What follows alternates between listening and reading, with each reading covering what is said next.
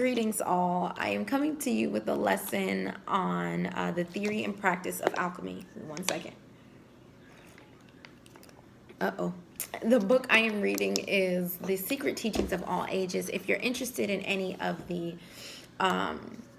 more esoteric and occult teachings, and don't be afraid of those words, just look them up to get a better understanding. And this is a book for you if you want to understand and have the facts, then of more exclusive cultures and just ideas, then this is a book for you. So the theory and practice of alchemy, the best example that I can give you is someone who is like me, is a candle maker, but more of a spiritual candle maker. Anyone who is a holistic doctor of the sorts, because we are using our resources of earth, of nature, to heal or to manifest. In this book, I just have about 3 pages that I want to read different blocks from, just so people can get an understanding of it, and then you can hit me up and discuss anytime. Let's start. Alchemy, the secret art of the land of Chem, is one of 2 oldest sciences known to world. The other is astrology. The beginnings of both extend back into the obscurity of prehistoric times. According to the earliest records extant, alchemy and astrology were considered as divinely revealed to man so that by their aid he may regain his lost estate. Now, what I am about to read may lose some people. If you find yourself lost, listen to it again. But if you can catch on, hit me up so we can have a discussion about it. But yeah, I want to have a discussion about it anyway, so hit me up. Remember, listen closely. According to old legends preserved by the rabbins. So, this is according to the rabbins, old legends. The angel at the gate of Eden instructed Adam in the mysteries of the Kabbalah and of alchemy, promising that when the human race had thoroughly mastered their secret wisdom concealed within these inspired arts, still talking about alchemy, the curse of the forbidden fruit would be removed and a man might again enter the garden of the Lord. As man took upon himself coats of skin, physical body, at the time of his fall, so, descending. So the sacred sciences were brought by him into the lower worlds, incarnated in dense vehicles, through which their spiritual, transcendental natures could no longer manifest themselves. You hear me? Boom, we hit where on earth, and now our alchemy, our spiritual teachings, our knowledge of what we have before is now lost. Therefore, they were considered being dead or lost. The earthly body of alchemy is chemistry. Let me read that to you again. The earthly body of alchemy is chemistry, for chemists do not realize that half of the book of Torah is forever concealed behind the veil of Isis.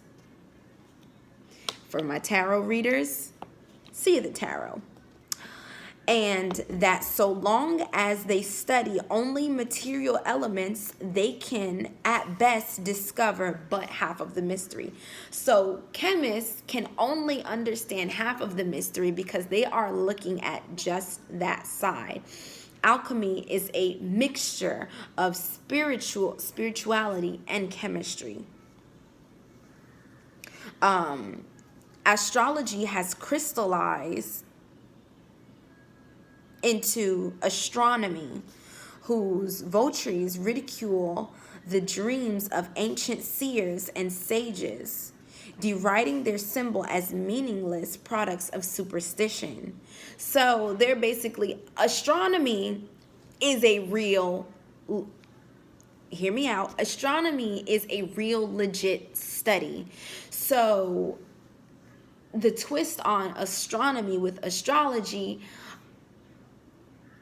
because people think astrology, the reading of zodiacs is, superstitious or mystical or far-fetched, they're not looking at it at the fact that this is a whole study. There are astronomers, Astronomy is a real thing. So how can you believe in astronomy, but you don't believe, but you think astrology is superstition? This is a study.